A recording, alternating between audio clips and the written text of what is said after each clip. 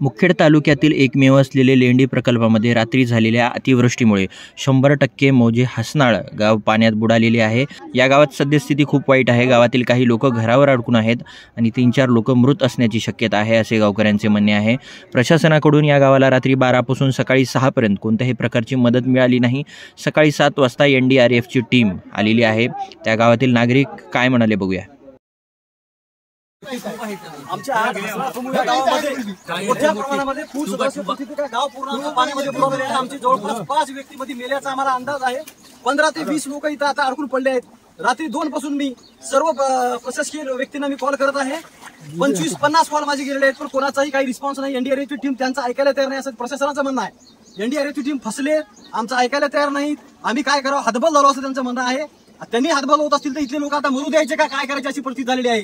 ते लोक हसनाळ गावच्या लोकांची एवढी परिस्थिती वाईट आहे की आता दुसरे 15 ते 20 लोक आता मरण स्थितीमध्ये आहेत। कोणाचंच आमच्याकडे लक्ष नाही। इकडचं थोडंसं व्हिडिओ दाखवा। पाणी मधून उपलब्ध